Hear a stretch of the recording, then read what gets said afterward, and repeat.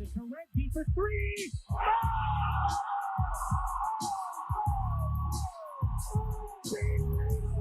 Taylor's going to finish it. Watford for the win. Yes! What's going on, world? Michael Beasley here, coming to you from the Sports Corner. Bracketology. Tickets have officially been punched. Brackets have been released. Hearts have been broken. Teams are sitting at home. IU got fucked, but it's going to be all right. Before I jump into the episode, I want to remind you all to please like, subscribe, share, comment. Again, like, subscribe, share, comment. Thank you. Now, first up today, let's jump into some breaking news. Big chain, big cars, big range. Feeling like Kobe, bitch, I'm about to have a big game.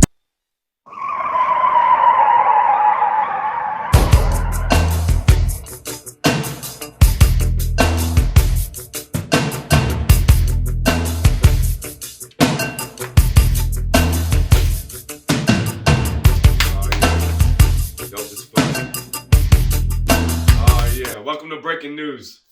First news story we have for y'all today. Tom Brady's coming back, y'all. I mean, the man wasn't even home for 2 months with his kids and his wife. He just couldn't do it no more. They all pointed out a time when Tom was at the soccer game about a week ago, or last night. I don't know when it was. Whenever he was at a soccer game. Tom was at the soccer game, and one of the famous soccer players, what's his name? I wish I had Edward here. One of the famous soccer players said something to him. And was like, so are you retiring? And he was like, he made his face. Well, guess what? He didn't retire. Motherfucker's back for another season. Of course, he announces this shit the day the brackets are released. It's like, damn, dude, you just can't help yourself, can you, Tom? You just can't help it, Teflon Time. I don't get it, man. It is what it is. A lot's been going down in the NFL, though. I mean, you got Trubisky going to the Steelers. I mean, what a wash. Like, Pittsburgh, y'all couldn't do better than that. Like, y'all got Trubisky to replace Big Ben. I mean, I don't really understand what makes people so sold on Trubisky. I mean, he was backing up in, Arizona last year? Like, for a reason. He's not that good. He sucks. He sucked on the Bears. I mean, y'all gonna blame Nagy? I mean, he did somewhat better than Justin Fields did with Nagy, at least. I'm just saying. Trubisky, I don't think he's really that stud of a quarterback, and y'all are totally going to see that in Pittsburgh. He's going to turn the ball over a lot. I'm just going to predict that now. Trubisky, turnover machine. Book it. Third breaking news story. Christian Kirk was picked up 4 years, $84 million. This dude ain't never even broke 1,000 yards. Hardy was saying that he was hoping that we would go after this guy, but I don't. Christian Kirk ain't nobody to me. He ain't never broke 1,000 yards. Allen Robinson's out there on the free agent market. The Colts really need to think about grabbing him up for sure, especially with this quarterback situation we got going on here. Like, we really don't know what's going on. Who knows? Nobody really knows what's going on. It's totally up in the air with the Colts right now. So, but they need to get some firepower in there. Colts have hella cap space available. Hella cap space, like $150 million or some shit. I don't know. They got hella money available. And Jim Irsay's willing to pay some money too as well. So Colts need to do something about that. And the fourth breaking news story, J.C. Jackson was grabbed up by the Chargers. Khalil Mack traded to the Chargers. The Chargers are loading up. They know they have a tough division. And they're going to get after the quarterback. They had to get after the quarterback. You got to go against Patrick Mahomes, Russell Wilson, Derek Carr.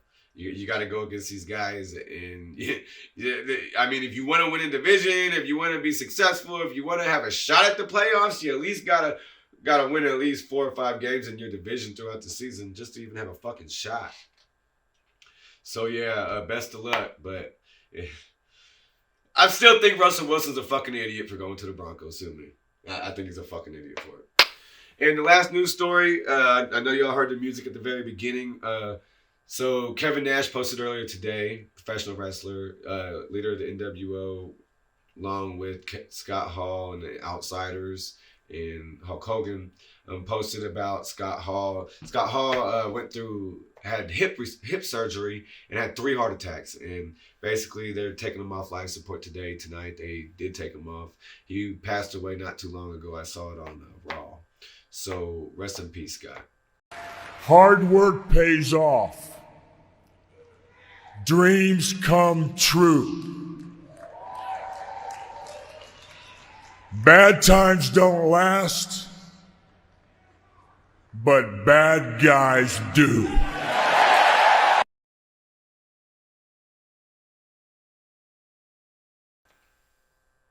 Scott was that guy that, I mean, he was the villain. And he loved to be a villain. And that's what wrestling's all about. If the villain isn't that, if the villain isn't standard, it's going to suck. The villain has to sell it all day, every day. If the villain does not sell it, it's just not going to hit. You can always have a good guy, but you have to have a good villain. It's just how it goes. And Scott Hall, one of the greatest villains of all time. And that's a fact. He made it cool to be bad.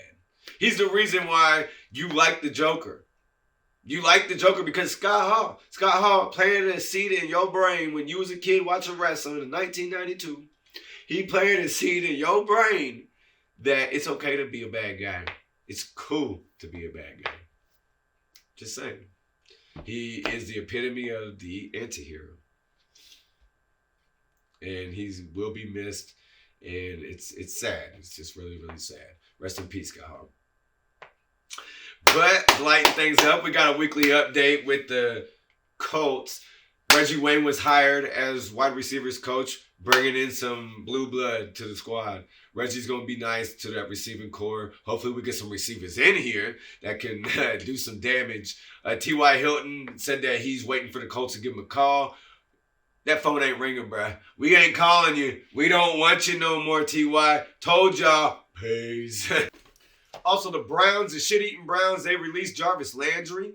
Like, wow, what fucking idiots. Like, I mean, they grabbed up Amari Cooper. Kudos. But, I mean, y'all dropped Jarvis Landry, and the Colts were on it. Kenny Moore II and Darius Leonard, they were all over this. Darius Leonard even suggested that Kenny give Jarvis and Bobby Wagner a call. We totally need to because we ain't got no fucking linebacking core.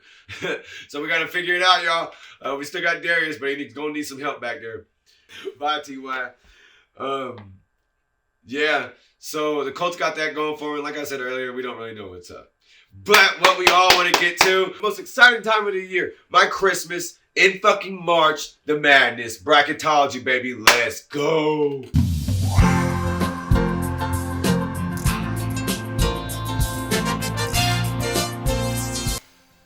So welcome to Bracketology.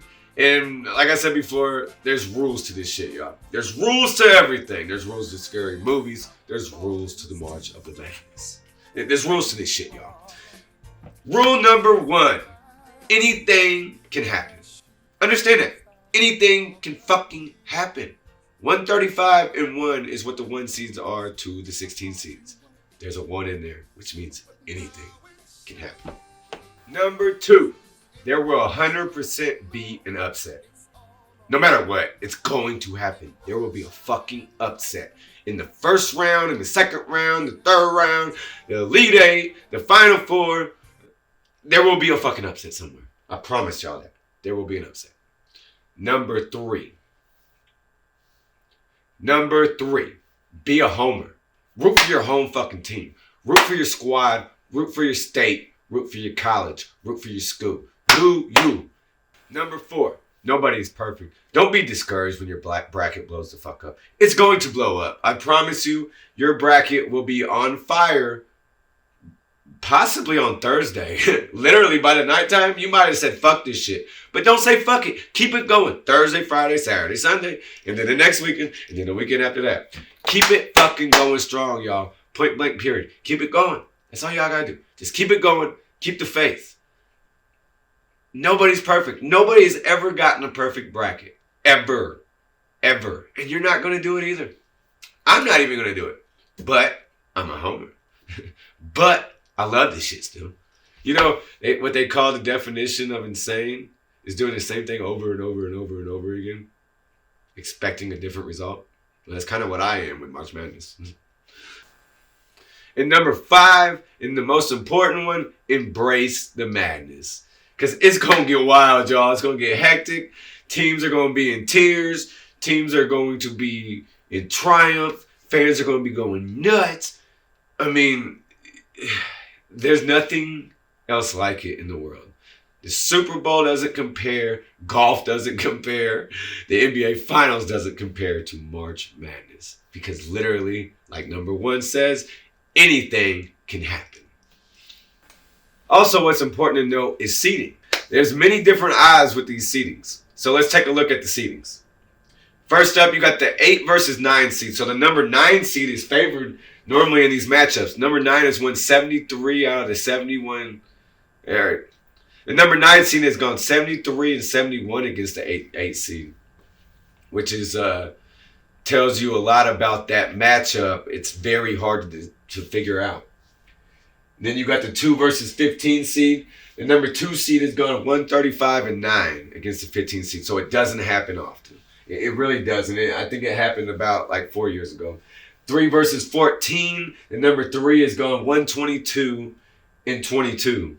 Another seeding matchup that there's not many upsets here. It's a dime a dozen, and not even a dime a dozen. There's a quarter a dozen, and not even a quarter a dozen. There's $1 a dozen, and you just got to get lucky.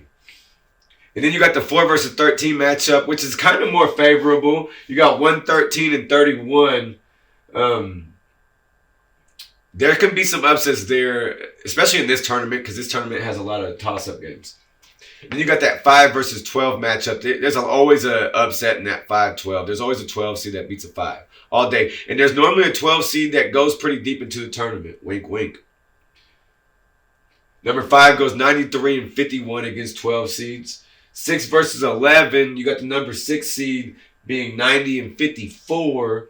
And then the 7 versus 10, you got the 7 seed 87 and 57 versus the 10. So that bottom tier right there is probably where you're going to find your upsets at the most. Your big money upsets are going to be on that second tier line. And of course, the 1 versus 16 seed is the 135 and 1. And that's not happening this year. No 1 seed is going to lose to a 16 this year. Granted, Arizona is going to have to possibly play Bryant, who is playing in the playing game. And Bryant has the nation's leading scorer. He's some white dude. He can score. He dropped like 30 the other night. He's been putting up 30 over, but they're not beating Arizona. Also, just some tricks to the madness. So how I figure out my brackets, how I decide between games is my bracket methodology. And it goes like this. Number 1, I look at the field goal percentage. I look at the field goal percentage of each team. I see what they've shot on the season. I look at their opponent's field goal percentage as well. It tells me a lot about their defense. Number 2, I look at rebounds to turnovers ratio. If they're bad at rebounding and they turn the ball over a lot, you might want to watch out for them. 3, I look at 3-point percentage and opponent 3-point percentage because that is very important in the tournament. 3-point percentage, if you can hit your threes, you can knock out a very, very high seed. And 4, I analyze wins and losses throughout the season. I'll go through, look at the schedules. I'll analyze the schedule of each team, see what they've done towards the end of the season, see what they've done at the beginning of the season, see how they managed during the middle of the season as well. It was a long season. So I take a look at all those, and then I compare it, and I see what it is that makes that team stand out to the other. Also look at the teams more in depth. Who has more leadership? Seniors to juniors to sophomores to freshmen. That matters in the tournament, especially with these mid-major teams. You'll see mid-major teams, especially from the past. For example, just mid-major squads like VCU, Shaka Smart's teams and such. They played like a team, and they played defense. Butler and Brad Stevens squads played team defense, scored or hit threes, and took high percentage shots. As in they hit their inside shots. They rebounded, controlled the glass, didn't turn the ball over, forced turnovers. That's how you win games in the tournament. Survive and advance. That's what it's all about. And you got to win close games. You have to be able to have ice in your veins. That's the only way you get through this tournament. Ice in the veins. So let's get into it, y'all. So first up, let's go up to, we're going to start in the South region. South region, top right corner. I got Arizona and Illinois meeting in the Sweet 16. We have the 8-9 toss-up game. I'm taking 9 seed TCU for that quote-unquote upset. It really is a toss-up, but I'm going TCU. Then we got Houston, Illinois. It's a big second round matchup. But the round of 32 getting Houston and Illinois is just a steal of a game right there for ratings. For sure. Houston's coached by Kelvin Sampson. Fuck Kelvin Sampson. I'm going with the Illini. I think the Illini has too much size and athleticism for Houston. And diving deeper into the South region, I got Tennessee and Villanova squaring off in the Sweet 16. I don't see Sister Jean and the Ramblers sneaking by Ohio State this year. I believe Chris Holtman will have his squad ready, especially after getting put out of the Big Ten tournament kind of early, honestly. And then you got Tennessee Nova will be the barn burner matchup right there in the Sweet 16 game. But ultimately, I got Arizona and Tennessee meeting in the Elite Eight for that chance at the Final Four spot. So for that first Final Four spot, I'm choosing Tennessee to come out of the South region. Although a 4 seed, Tennessee won the SEC tourney. They have a solid team. They have scorers, a veteran squad coached by Rick Barnes, who's a veteran coach. He's done a lot in the tournament. Granted, he's taken Tennessee to the Elite Eight and the Sweet 16 the last few years. So it's just a matter of time until they make it to that Final Four. And it's going to be this year. Tennessee's going to punch that first ticket into the Final Four. Moving right along to the Midwest region, bottom right of the bracket. I have Kansas and Iowa meeting in the Sweet 16. I got Iowa and Providence in that potential toss-up matchup in the round of 32. Granted, with that Iowa-Providence matchup, it's kind of interesting because Providence, this is their highest seed ever in the tournament. Now, granted, they faltered off at the end of the year, which is kind of scary, and Iowa is one of the hottest teams right now in the NCAA. They won the Big Ten, beat IU on that fucking miracle shot by Bohannon. And Keegan Murray and his twin brother, they're playing fucking lights out as well. They're a team to reckon with. This 8-9 matchup with Creighton and San Diego State, that's interesting. Creighton has a 7-footer. He's got game. And I feel like Creighton's going to pull off this 9-8 matchup. Get that 9 seed the edge over the 8 again. Also, we got that 5 matchup, that number 5 Richmond going up against Iowa. And Richmond had to win their tournament win their tournament just to get into the NCAA dance. So, having won their tournament, I watched the ending of their game. They missed free throws to seal it. They barely won it. I forget who the fuck they played. Who did they play? Memphis? I think they played Memphis. I forget who the fuck. Maybe it wasn't Memphis. I don't know. They played somebody, and that team missed their buzzer beater shot. So, that's what happened there. That's how they got into the tournament. So I'm not going to really be sold on Richmond too much, even though that's that 5-12 matchup. But like I said, they're playing Iowa, and Iowa's really fucking hot. And then we got Wisconsin and Auburn meeting in the Sweet 16.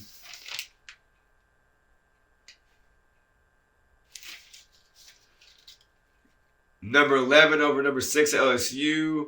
That's a big upset game right there. I would bet on that one. You got LSU's fired their head coach just a couple days ago, so they're going in with no head coach into the tournament. I don't really know too much about it, but... And then I got number 10 Miami over USC. Miami has grit. They beat Duke this year at Duke. Anybody that can beat Duke at Duke, I'm going to give them at least one win in the tournament for sure. And that's going to lead to an Auburn and Kansas showdown. And I got Kansas and Bill Self punching their ticket to the Final Four.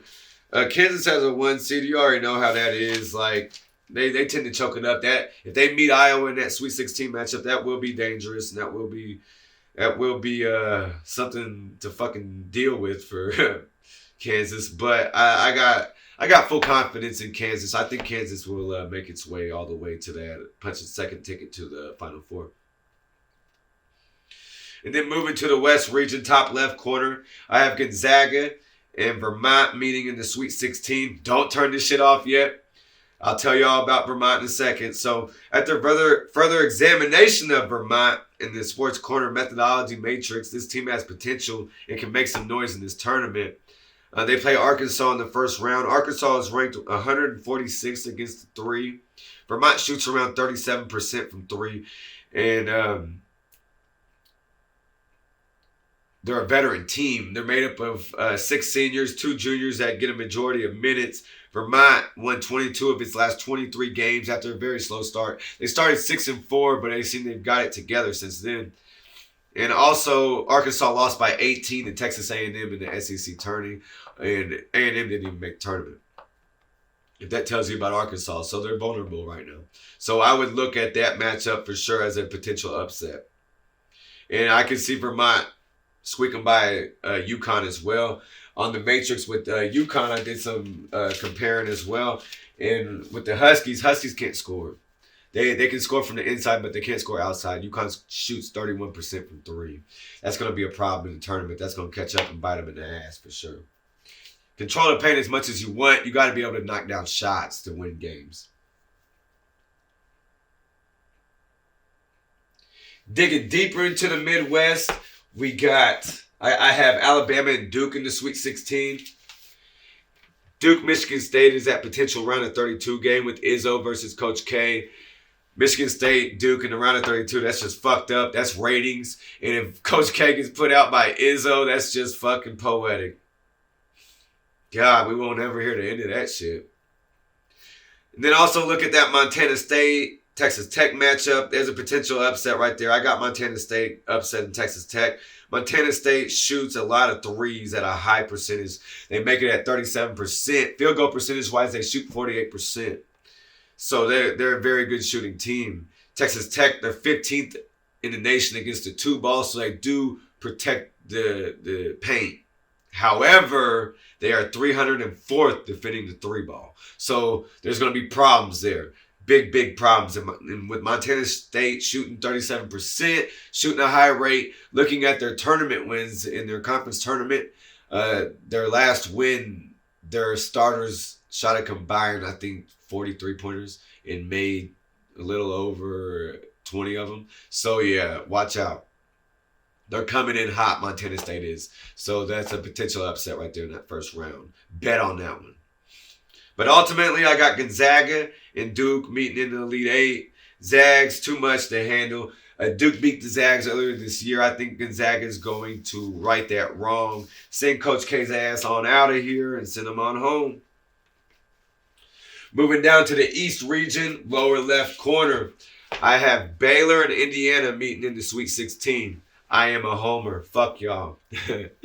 Number 12 IU over St. Mary's. Not the typical 12 seed. The Hoosiers are starting out in the play-in game. IU was the last team to make the tournament. We're going in with a chip on our shoulders. We are going in with the mindset that we can beat any fucking team. And our play-in game is against Wyoming. If we lose to Wyoming, what the fuck? We ain't losing to Wyoming. Fuck Wyoming. Hoosiers are taking down Wyoming. Gonna leave it at that. We will play St. Mary's. St. Mary's is a good squad. I'm not going to sleep on St. Mary's, but that's that 5-12 matchup, and the Hoosiers are going to get it done. They will get that done.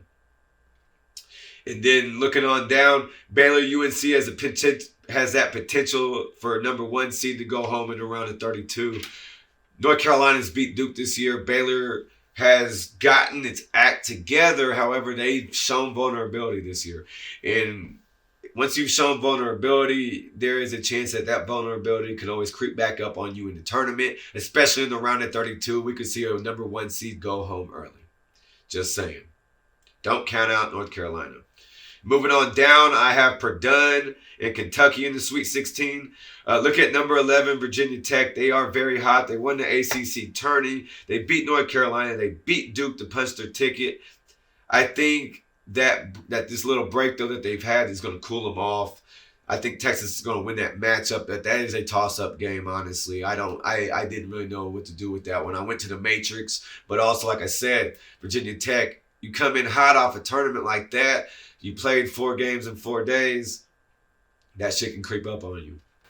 Also, Purdue has to not get bored. Purdue tends to lose to small schools in big games in early rounds. Purdue has to prove everybody wrong this year. At the beginning of the year, they were putting up over 90 points a game. They stayed pretty consistent throughout the year. Jaden Ivey did go down, though, in the Big Ten title game. They got beat in the Big Ten title game. Told y'all they'd get beat. Called that shit. Iowa beat them. Also, Kentucky has an easy slate to the Elite Eight. They really do. But I got IU and Kentucky in the Elite Eight. I have a Watford of a Calipari's Ghost Pass showdown going down with IU and Kentucky. Calipari doesn't want to play Kentucky ever. The last time we played was 2016, 2017 when we beat Kentucky in the round of 32. It's going to happen again this year. Fuck Kentucky, we will meet y'all in the Elite Eight and we're going to take y'all down. That's just what's happening. You can fucking book it. IU's punching their ticket to the Final Four, baby, and we will beat the Zags. And that leads us to the Final Four. We got Gonzaga versus the Hoosiers. Tennessee versus Kansas. I got Tennessee beating Kansas. I got IU beating the Zags. I know that's a fucking prayer of a miracle. But you know what? Fuck it. I'm a homer, and it is what it is. My bracket's going to blow up anyway, just like yours is too. So let's do this, y'all. It's bracket season. It's March Madness. Let's fucking enjoy it. Let the heartbreaks begin. Let the excitement erupt. And let's have a great time. Thank y'all for watching the episode. I hope y'all really enjoyed it. Please don't forget to like, subscribe, share, comment. Again, like, subscribe, share, comment. And before I get out of here, you know I love to end things with a quote. 3, 2, 1. Watford for the win! Don Fisher. Until next time, y'all. Peace. Hoosiers!